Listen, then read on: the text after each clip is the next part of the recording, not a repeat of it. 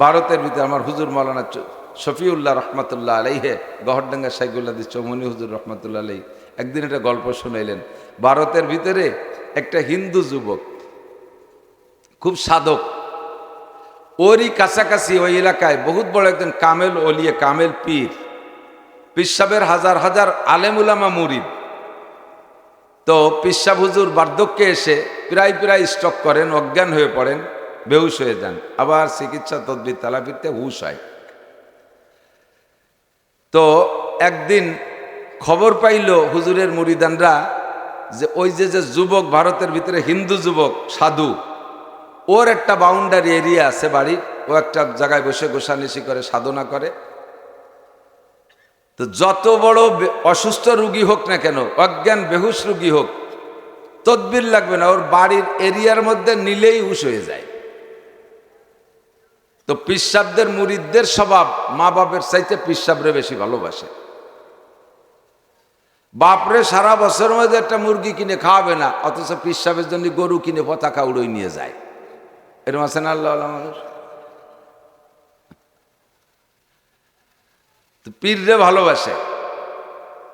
তো পীর সাহেব মারা যাবে এইটা চায় না, বাপ মরে মরুক। একই দিনে বাপও মরছে, পীরও মরছে, বাপের জানাজা থুয়ে পীরের জানাজায় চলে যায়, সুসন্তান। তো পীর সাহেবের মুরিদরা চায় যে পীর সাহেব বেঁচে থাকুক। তো এইভাবে বারবার চিকিৎসা করে হুশ করে। এবার হুশ হওয়ার পরে বলছে, হুজুর আপনি যদি ফিরে কোনোদিন বেহুশ হন, আপনারা আর ওষুধ খাবো না, ওই ঠাউর বাড়ি নিয়ে যাব। ওই ঠাউরের বাড়ি নিলেই হুশ হয়েছে, মানুষ পয়সা করি লাগে না। হুজুর কাজ তাক ফিরল নাউজুবিল্লাহ, মরিও যদি যাই এই জায়গা মরি, ঠাউর বাড়ি নিয়ে আমারে মারিস না। কিছুদিন পরে হুজুর আবার বেহুশ হয়ে গেছে। বেহুশ হয়ে গেলে এরপরে ওরা কয় যে আজকে তো বেহুশ তো রইছে, এইভাবে নিয়ে ওই বাড়ির মধ্যে থুইয়ে দৌড়ে চলে আসবো, নীল তো হুশ হয়ে যাবে না। হুশ হলে যে ঠাউর বাড়ি নিয়ে আসছি, আমাকে সাথে রাগারাগি বাঁধাবে না, থুইয়ে চলে আসবো। সত্যি হুজুর বেহুশ হওয়ার পরে ওরা আতা সাইন করে নিয়ে ঠাউরের বাড়ির এরিয়ার ভিতরে নেওয়ার সাথে সাথে হুজুর হুশ হয়ে গেছে। ওরা তো ফেলাই দিয়ে দৌড়ে সাইডিয়ে হুজুর হুশ হইয়া বসে দেখতেছে কোন জায়গা, দেয় যে সেই মন্দির দেখা যাচ্ছে। হুজুর রাগ না হইয়া খানিক ভাবলেন, ঘটনা কি?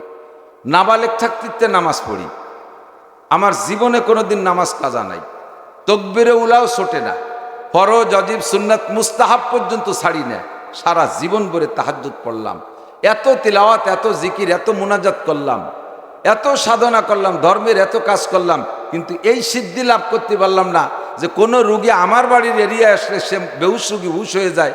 আরে ঠাউরির বাড়ির মধ্যে ঢুকলে হুশ হয়, স্বয়ং আমি হুশ হলাম, ঘটনা কি? এখানে আমার গবেষণার দরকার আছে। কতক্ষণ জ্ঞানীদের হিসাব নিকেশ আলাদা। উনি খানিক ভেবে চিনতে রাগ করে বেরোয় না, আইসা দেখি ঠাকুররে দেখি আসি। ঠাকুর কি অরিজিনাল ঠাকুর নাকি অন্য ঠাকুর? যে দেখে যুবক আসন দিয়ে বসে আছে, হুজুর ঢোকার সাথে সাথে যুবক দেখে হুজুরে সে চেনে, সেও ভয়তে আতঙ্কিত হইয়া হুজুর আমার এখানে দৌড়ে এসে ইস্তেকবাল করে সে ভালো একটা কাপড় বিছিয়ে দিয়ে হুজুরে বসতে, হুজুর বসেন বসাইছে। তো হুজুর বলতেছে হুজুর আপনি এখানে? এইভাবে আসছি। তো বাপ তোমার কাছে একটা জিনিস জানতে চাই, তুমি কি সাধনা করো যেই সাধনার বদৌলতে এই সিদ্ধি লাভ করছো যে যত বড় বেহুশ অজ্ঞানী তোমার এরিয়ার মধ্যে আসলেই সুস্থ হয়ে যায়? ঘটনা কি? তুমি কি আমল করো কও তো? তো পরিষ্কার বলতেছে, হুজুর আমি তো হিন্দু মানুষ, সনাতন ধর্মের মানুষ, আমার ধর্মে কি আছে তা সকলেই ভালো জানে। তো বাপদাদার পৈতৃক সম্পত্তি হিসেবে আমি হিন্দুই আছি। ছেলেবেলা থেকে একটা সাধনা করি, সেটা হলো আমি আমার নফস, আমার মনকে আমি ট্রাই করেছি মনে কি চায়। সর্বকালেই দেখেছি মনে খারাপ চায়, মনে কোনোদিন ভালো চায় না। আর আমি সেই ছেলেবেলা থেকে প্রতিজ্ঞা করছি মনে যা চায় তার উল্টো করব। মনে যা চায় তার উল্টো করব, তার খেলাপ করব, মনরে তার চাহিদা পূরণ হতে দেব না। আমি এই একটা সাধনা করি, মনে ভালো খেতে চাই, খাই না। মনে ভালো পোশাক পরতে চাই না, পরি না। মনে ভালো সুন্দর একটা মেয়ের সাথে গল্প করতে চাই, মনটা সেখান থেকে ফিরে নিয়ে আসি। মনে অনেক কিছু খাইতে চায়, তা আমি খাইতে দেই না। অনেক কিছু ভোগবিলাস চায়, সব কিছু থেকে মনকে বিরত রাখি। এক কথা আমি মনের খেলাপ কাজ করি। হুজুর এবার ধ্যানে বসলেন, আল্লাহু আকবার। ধ্যানে যখন বসছে, হুজুর রোহানিভাবে তাওয়াজ্জু দিয়েছে যে ওই ছেলেটার আমল নামার হালাত কি দেখি। তো হুজুর ওর আমল নামার দিকে আধ্যাত্মিক নজর দিয়ে দেখে ওর আমল নামায় ডাইন কাঁধে একটা নেকিও নাই, আর বাম কাঁধে একটা গুনাহও নাই। গুনাহ তো করে নফসে, আর নফসের বিপরীত কাজ করছে, গুনাহও নাই নেকিও নাই, একটা শূন্য অবস্থানে আছে, নো ম্যানস ল্যান্ড, একটা ফাঁকা জায়গায় আছে। তো হুজুর সুযোগ পেয়ে বললেন, বাবা তুমি কি তোমার ওই কথায় সত্যবাদী যে তুমি মনে যা চাই তা করো না? বলে জি হুজুর। ভবিষ্যতে যদি এমন কোনো ঘটনা আসে মনের বিপরীত, তাও কি তুমি করবা না? বলে জি না, তা করবো না। মনে যেটা চায় সেটা আমি করব না, মনে যেটা না চায় ওইটা আমি করব। হুজুর সুযোগ পেয়ে বললেন, তোমার কি কলেমা পড়ে মুসলমান হতে মনে চায়? তোমার কি কলেমা পড়া মুসলমান হতে মনে চায়? তোমার মনে যেটা না চায় ওইটা করবার, যেটা চাই সেটা তো করবা না। বুঝেন নেই? তোমার কি কলেমা পড়ে মুসলমান হতে মনে চায়? খানিক ভাবি কয় যে না হুজুর, চাই না। তোমার মনে, তোমার যে পূর্বের সিদ্ধান্ত, মনে যা চায় তা করো না, আর যেটা চাই সেইটা যেটা চাই সেটা করো না, যেটা না চাই সেইটা করো। তা তোমার ইসলাম গ্রহণ করতে মনে চাচ্ছে না, এবার তোমার উচিত কি? তাহলে কলেমা পড়া উচিত। আটকে গেছে। তাহলে তুমি যে পর্যায়ে আসো এর চেয়ে আরো অনেক উপরে উঠে যেতে পারবা। জি হুজুর, যা সিদ্ধান্ত নিছি দিন পক্ষে চাইলো না, আজকে এটাও পক্ষে বলে মনে হচ্ছে না, ঠিক আছে এর বিপরীত করো, দেন আমারে পড়াই দেন। পড়াই দিয়েছে হুজুর। এখন লা ইলাহা ইল্লাল্লাহ মুহাম্মাদুর রাসূলুল্লাহ, কামেলে গর খাকে গিরাদ জারশাবাদ, নাকে সারজার বুরদে খাকে স্তার সওয়াদ। ও যে এই কয়জনটা আগতি কইছি উল্টো মশলি যাচ্ছে। মাঝে মাঝে বলে থাকি, এই যে কেড়া কয় নাকি আপনাকে দেখ না, কেন্ন ওই যে অনেক পাউ রেলগাড়ির মতো আটে, কেল্লা ওর পাউ বেশি বলে কি খুব জোরে আটে নাকি? আটে খুব বুঝে শুনে, গাম্ভীর্যের সাথে খুব বুঝে শুনে কদম বাড়ায়। তো অনেক পাও হাটে আসতে, এই জন্য যদি ওরে ঠেলা দেন যে এত আস্তে হাঁটলি কন্যা যাবানে বাড়ি, তাহলে কি রে গোল হইয়ে পয়সায় দেখা পারলি তুই আট, আমি যাব না। যাদেরকে আগাইতে বলছে তারা কয় পারলি ওয়াজ করো, চলে গেলাম। তাতে কেড়া মার্কা মুসলমান, কিন্ন মার্কা। চলে আসতে হবে, বসতে হবে, বেশিক্ষণ কষ্ট দেব না।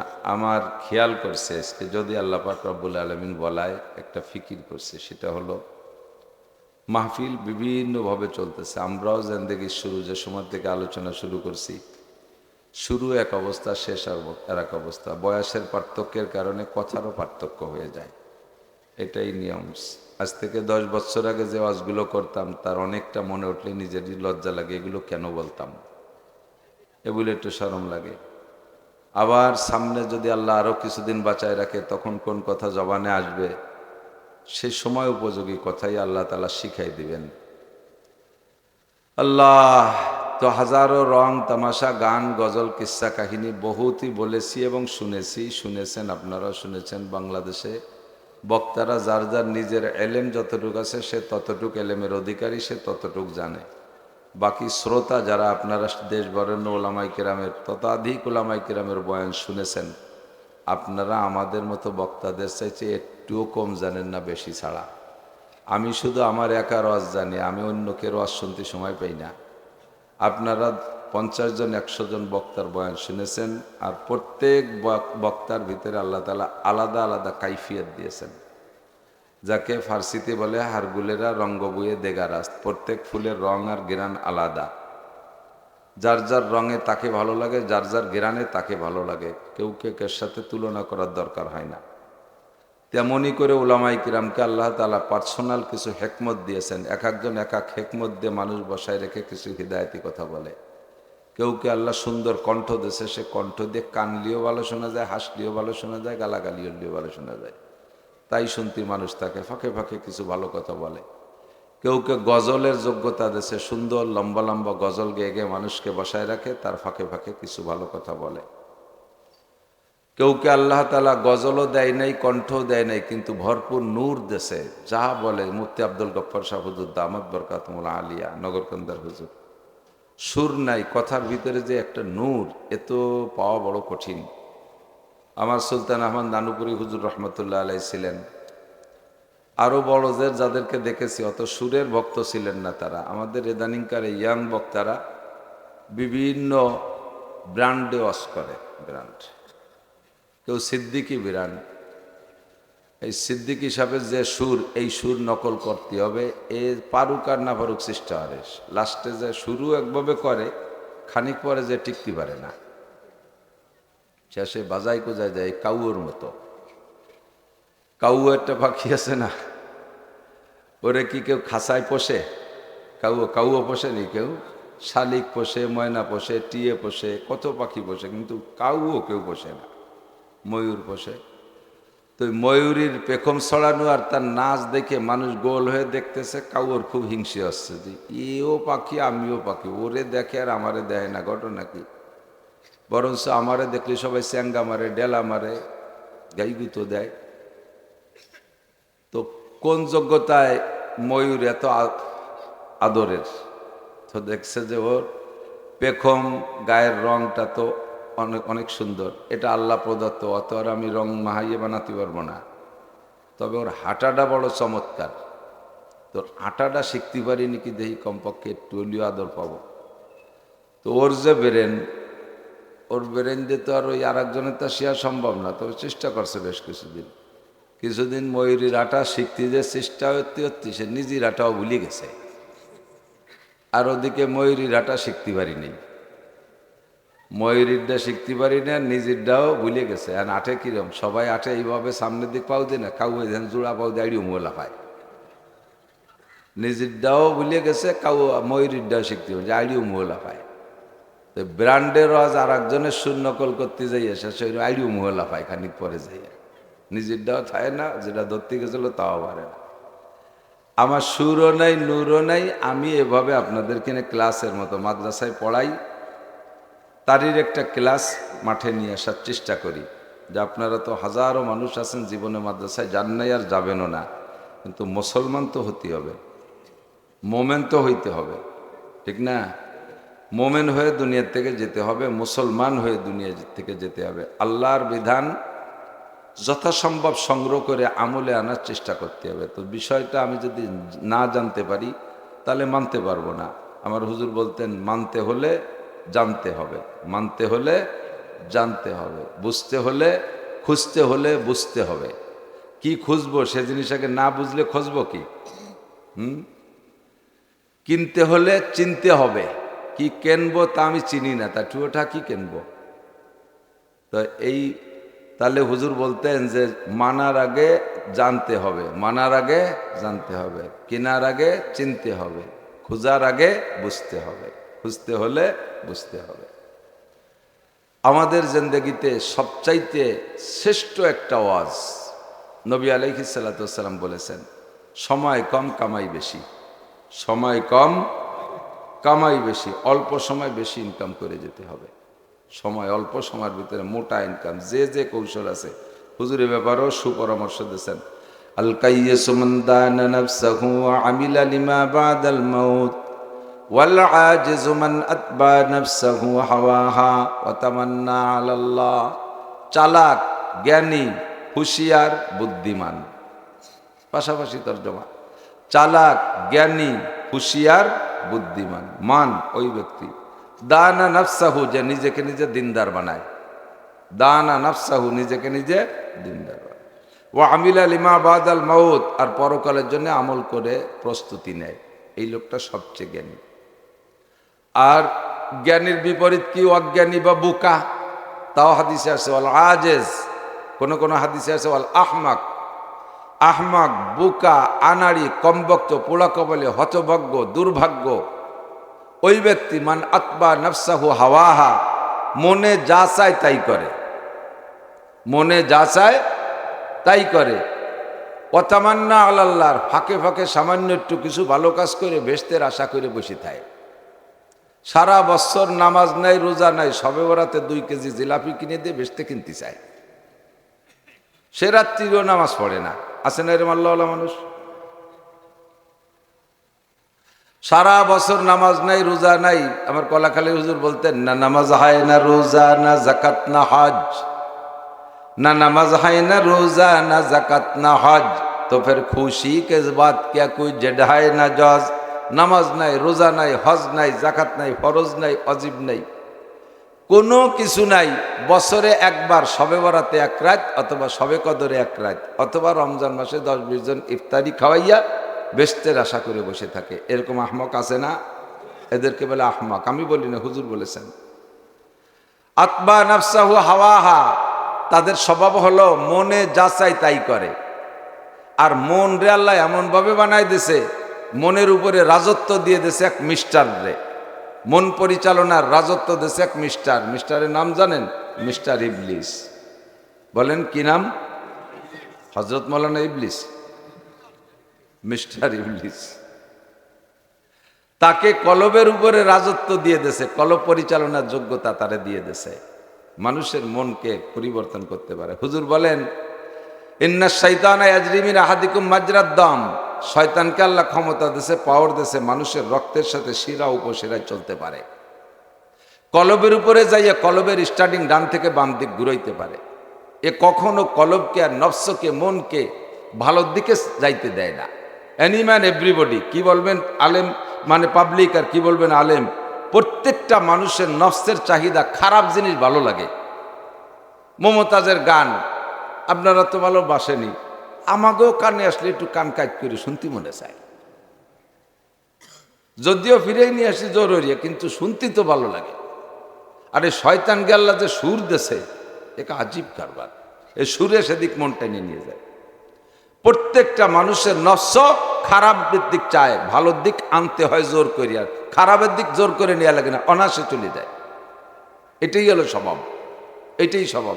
নামাজের মধ্যে যখন দাঁড়াবেন, নামাজের দিকে মনকে জোর করে আনা লাগে, আর কোনো জোরাজুরি ছাড়া অনায়াসে চলে যায় বিভিন্ন দিক। কোন বিটির সাথে কবে গল্প করছিলেন, সেই বিটি কেমন, মাথা সেই দিক চলে যায়। আর নামাজের ভিতরে যত পচা দরবার মাথার মধ্যে আসে, খালি আমার না কি তা তো বুঝতে পারিনি। Any man everybody.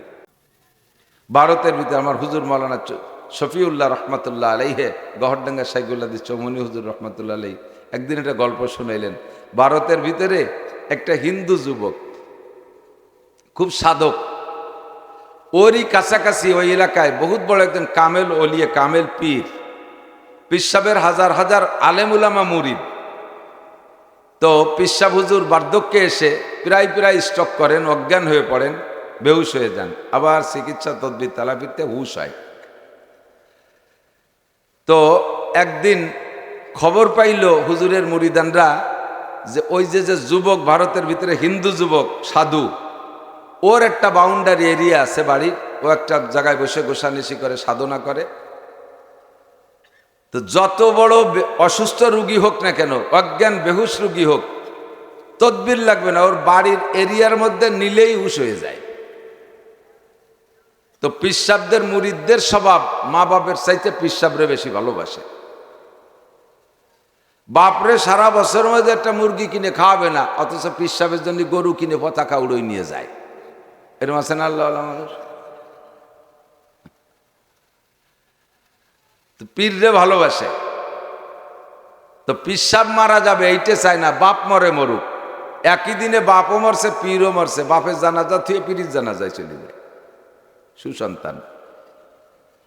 তো পীর সাহেবের মুরিদরা চায় যে পীর সাহেব বেঁচে থাকুক। তো এইভাবে বারবার চিকিৎসা করে হুশ করে। এবার হুশ হওয়ার পরে বলছে, হুজুর আপনি যদি ফিরে কোনোদিন বেহুশ হন, আপনার আর ওষুধ খাবো না, ওই ঠাউর বাড়ি নিয়ে যাব। ওই ঠাউরের বাড়ি নিলেই হুশ হয়ে যায় মানুষ, পয়সা কড়ি লাগে না। হুজুরকে আস্তাগফিরুল্লাহ নাউজুবিল্লাহ, মরিও যদি যাই জায়গা মরি, ঠাউর বাড়ি নিয়ে আমারে মারিস না। কিছুদিন পরে হুজুর আবার বেহুশ হয়ে গেছে। বেহুশ হয়ে গেলে এরপরে ওরা কয় যে আজকে তো বেহুশ তো রইছে, এইভাবে নিয়ে ওই বাড়ির মধ্যে থুইয়ে দৌড়ে চলে আসবো, নীল তো হুশ হয়ে যাবে না। হুশ হলে যে দেয় ঠাউর বাড়ি নিয়ে আইসি, আমাকে সাথে রাগারাগি বাঁধাবে না, থুইয়ে চলে আসবো। সত্যি হুজুর বেহুশ হওয়ার পরে ওরা আতা সাইন করে নিয়ে ঠাউরের বাড়ির এরিয়ার ভিতরে নেওয়ার সাথে সাথে হুজুর হুশ হয়ে গেছে। ওরা তো ফেলাই দিয়ে দৌড়ে চালিয়ে, হুজুর হুশ হইয়া বসে দেখতেছে কোন জায়গা, দেয় যে সেই মন্দির দেখা যাচ্ছে। হুজুর রাগ না হইয়া খানিক ভাবলেন, ঘটনা কি। নাবালেক থাকতে নামাজ পড়ি, আমার জীবনে কোনোদিন নামাজ কাজা নাই, তকবিরে উলাও ছোটে না, ফরজ অজিব সুন্নাত মুস্তাহাব পর্যন্ত ছাড়ি না, সারা জীবন ভরে তাহাজ্জুদ পড়লাম। এত তিলাওয়াত, এত জিকির, এত মুনাজাত করলাম, এত সাধনা করলাম, ধর্মের এত কাজ করলাম, কিন্তু এই সিদ্ধি লাভ করতে পারলাম না যে কোনো রুগী আমার বাড়ির এরিয়ায় আসলে সে বেহুশ রুগী হুশ হয়ে যায়। আরে ঠাউরির বাড়ির মধ্যে ঢুকলে হুশ হয়, স্বয়ং আমি হুশ হলাম। ঘটনা কি? এখানে আমার গবেষণার দরকার আছে। কতক্ষণ জ্ঞানীদের হিসাব নিকেশ আলাদা। উনি খানিক ভেবে চিনতে রাগ করে বেরোয় না, আইসা দেখি ঠাকুররে দেখি আসি। ঠাকুর কি অরিজিনাল ঠাকুর নাকি অন্য ঠাকুর? যে দেখে যুবক আসন দিয়ে বসে আছে, হুজুর ঢোকার সাথে সাথে যুবক দেখে হুজুরে সে চেনে, সেও ভয়তে আতঙ্কিত হইয়া হুজুর আমার এখানে, হুজুর আমার এখানে দৌড়ে এসে ইস্তেকবাল করে সে ভালো একটা কাপড় বিছিয়ে দিয়ে হুজুরে বসতে, হুজুর বসেন বসেন। বসাইছে তো হুজুর বলতেছে, বাপ বলতেছে, হুজুর আপনি এখানে? এইভাবে আসছি। তো বাপ তোমার কাছে একটা জিনিস জানতে চাই, তুমি কি সাধনা করো যেই সাধনার বদৌলতে এই সিদ্ধি লাভ করছো যে যত বড় বেহুশ অজ্ঞানী তোমার এরিয়ার মধ্যে আসলেই সুস্থ হয়ে যায়? ঘটনা কি? তুমি কি আমল করো কও তো? তো পরিষ্কার বলতেছে, হুজুর আমি তো হিন্দু মানুষ, সনাতন ধর্মের মানুষ, আমার ধর্মে কি আছে তা সকলেই ভালো জানে। তো বাপদাদার পৈতৃক সম্পত্তি হিসেবে আমি হিন্দুই আছি। ছেলেবেলা থেকে একটা সাধনা করি, সেটা হলো আমি আমার নফস, আমার মনকে আমি ট্রাই করেছি মনে কি চায়। সর্বকালেই দেখেছি মনে খারাপ চায়, মনে কোনোদিন ভালো চায় না। আর আমি সেই ছেলেবেলা থেকে প্রতিজ্ঞা করছি মনে যা চায় তার উল্টো করব। মনে যা চায় তার উল্টো করব, তার খেলাপ করব, মনরে তার চাহিদা পূরণ হতে দেব না। আমি এই একটা সাধনা করি, মনে ভালো খেতে চাই খাই না, মনে ভালো পোশাক পরতে চাই না পরি না, মনে ভালো সুন্দর একটা মেয়ের সাথে গল্প করতে চাই, মনটা সেখান থেকে ফিরিয়ে নিয়ে আসি। মনে অনেক কিছু খাইতে চায়, তা আমি খাইতে দেই না। অনেক কিছু ভোগবিলাস চায়, সব কিছু থেকে মনকে বিরত রাখি। এক কথা আমি মনের খেলাপ কাজ করি। হুজুর এবার ধ্যানে বসলেন, আল্লাহু আকবার। ধ্যানে যখন বসছে হুজুর রোহানিভাবে তাওয়াজ্জু দিয়েছে যে ওই ছেলেটার আমল নামার হালাত কি দেখি। তো হুজুর ওর আমল নামার দিকে আধ্যাত্মিক নজর দিয়ে দেখে ওর আমল নামায় ডাইন কাঁধে একটা নেকিও নাই, আর বাম কাঁধে একটা গুনাহও নাই। গুনাহ তো করে নফসে, আর নফসের বিপরীত কাজ করছে, গুনাহও নাই নেকিও নাই, একটা শূন্য অবস্থানে আছে, নো ম্যানস ল্যান্ড, একটা ফাঁকা জায়গায় আছে। তো হুজুর সুযোগ পেয়ে বললেন, বাবা তুমি কি তোমার ওই কথায় সত্যবাদী যে তুমি মনে যা চাই তা করো না? বলে জি হুজুর। ভবিষ্যতে যদি এমন কোনো ঘটনা আসে মনের বিপরীত, তাও কি তুমি করবা না? বলে জি না, তা করবো না। মনে যেটা চায় সেটা আমি করব না, মনে যেটা না চায় ওইটা আমি করব। হুজুর সুযোগ পেয়ে বললেন, তোমার কি কলেমা পড়ে মুসলমান হতে মনে চায়? তোমার কি কলেমা পড়া মুসলমান হতে মনে চায়? তোমার মনে যেটা না চায় ওইটা করবার, যেটা চাই সেটা তো করবা না। বুঝেন নেই? তোমার কি কলেমা পড়ে মুসলমান হতে মনে চায়? খানিক ভাবে কয় যে না হুজুর চায় না। তোমার মনে, তোমার যে পূর্বের সিদ্ধান্ত মনে যা চায় তা করো না, আর যেটা চায় সেইটা যেটা চাই সেটা করো না, যেটা না চায় সেইটা করো। তা তোমার ইসলাম গ্রহণ করতে মনে চাচ্ছে না, এবার তোমার উচিত কি? তাহলে কলেমা পড়া উচিত। আটকে গেছে।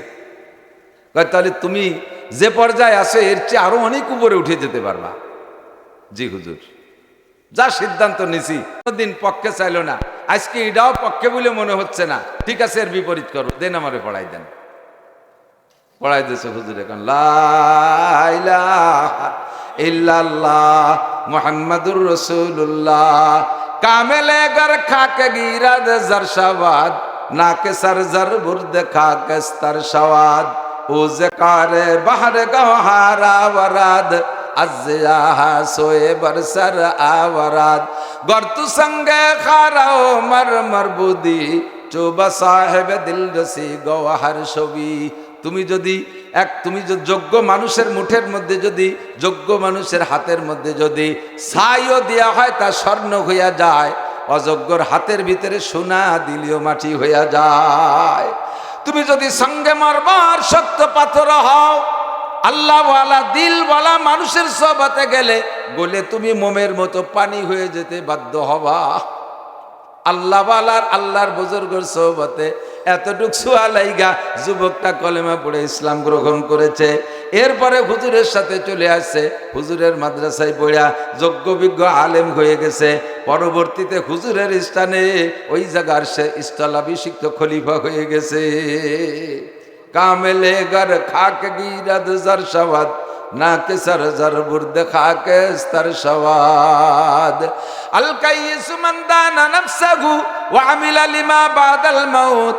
চালাক আর জ্ঞানী, হুঁশিয়ার আর বুদ্ধিমান ওই ব্যক্তি যে ব্যক্তি নিজেকে স্বেচ্ছায় দিনদার বানায়। আমাকে দিনদার বানানোর ক্ষমতা আল্লাহ আমাকে দিয়েছে, এ পাওয়ার আমাকে দিয়েছে, স্বাধীনতা আমাকে দিয়েছেন, জ্ঞান আমাকে দিয়েছে। আমি ইচ্ছা করলে নামাজও পড়তে পারি, ইচ্ছা করলে নামাজ নাও পড়তে পারি। কথা বলেন ঠিক কি ঠিক না? আমার ইচ্ছাকে আমি ব্যবহার করতে পারি। ইচ্ছা করলে দুর্গা পূজা, সরস্বতী পূজা, লক্ষ্মী পূজা, কালী পূজা যাইতে পারি। ইচ্ছা করলে ঈদগায় যাইতে পারি, মাহফিলে যাইতে পারি, ইজতেমায় যাইতে পারি, চরমুনার ময়দানে যাইতে পারি, মাসিক ইজতেমা আমি আব্দুল গফফার সাহেবের কাছে যাইতে পারি। ইচ্ছা করলে কোরআনও পড়তে পারি, ইচ্ছা করলে বাইবেলও পড়তে পারি। যেহেতু আমার ইচ্ছাকে আমার পরিচালনা করার তৌফিক আর ক্ষমতা আল্লাহ দিয়েছেন, এই তৌফিক বলে আল্লাহর নবী বলেন তোমার ইচ্ছাকে প্রয়োগ করে যদি তুমি দিনদার হয়ে যাও, ওয়া আমিলা লিমা বাদাল মাউত, আর পরকালের জন্য আমল করে প্রস্তুতি নাও, তাহলেই তুমি চালাক আর জ্ঞানী, তাহলে তুমি চালাক আর জ্ঞানী। ইউনিয়নের চেয়ারম্যান 10 টন গম মারিয়ে দিয়ে, ফাঁকি দিয়ে, চোখে আঙ্গুল দিয়ে, মানুষের ধুলো দিয়ে এড়াই যাইতে পারলা, এইটা চালাক না। কোনো মেম্বার সাহেব 3 টন মারিয়ে দিয়ে এইটাকে হজম করতে পারলা, এর নাম চালাকি না। কোনো কেউ বাসে উঠে বাসের কন্ট্রাক্টরকে ভাড়া ফাঁকি দিয়ে সেরিয়ে আসতে পারলে এর নাম চালাকি না, এর নাম চালাকি না। এগুলো চরম বোকামি। চালাক হলো ওই লোকটা যে লোকটা খুঁটে খুঁটে কোন আমলে, অল্প আমলে বেশি নেকি পাওয়া যায়, অল্প আমলে বেশি নেকি পাওয়া যায়, সময় কম কামাই বেশি, অল্প সময় বেশি ইনকাম করা যায়, আখিরাতের ইনকাম। ওই লোকটা হলো আসল চালাক। ঠিক না? আপনারা